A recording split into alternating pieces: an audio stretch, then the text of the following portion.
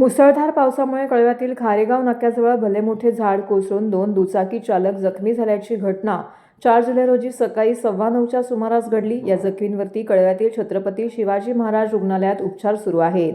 शनिवारी सकाळी 9:15च्या सुमारास दिवा येथे राहणारा विजय पिल्ली व कळवा पूर्व येथे राहणारा राजकुमार यादव हे दोन मित्र आपल्या दुचाकीवरून मुंबई पुणे रस्त्यावरून ठाणे येथे कामावर जात असताना सकाळी 9:15च्या सुमारास जोराचा मुसळधार पाऊस सुरू होता।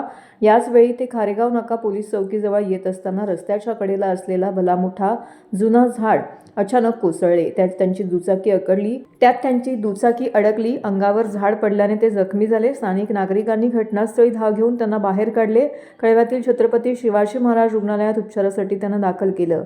या घटनेमध्ये राजकुमार यादव हे किरकोळ जखमी झाले असून दुचाकी चालक विजय पिल्ली यांच्या पायाच्या गुडघ्यापासून दोन्ही पाय फ्रॅक्चर झाले आहेत। या अपघातात कळवा येथे प्रवासी घेऊन जाणारी रिक्षा थोडक्यात बचावली। घटनेची माहिती मिळताच महापालिका आपत्ती व्यवस्थापन विभागाच्या व अग्निशामक दलाच्या जवानांनी घटनास्थळी धाव घेत हे झाड कापून बाजूला केलं।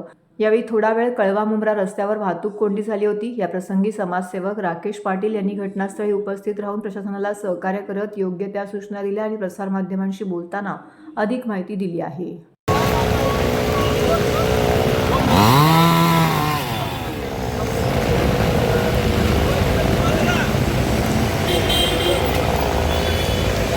आज सकाळी पहाटेच ही घटना घडलेली आहे। आपला खारेगाव नाका येथे पिंपळाचं झाड पडलं होतं। मला काही साहित्यिक नागरिकांचा फोन आल्यानंतर मी इथे येऊन बघितलं तर 2 गाड्यांचं नुकसान झालेलं आहे इथे आणि त्या बाईकवरचं एकाच्या दोघांना लागलेलं आहे आणि त्या 2 व्यक्तींना आम्ही स्वतः शिवाजी हॉस्पिटलमध्ये पोलिसांच्या गाडीमध्ये नेलेलं आहे।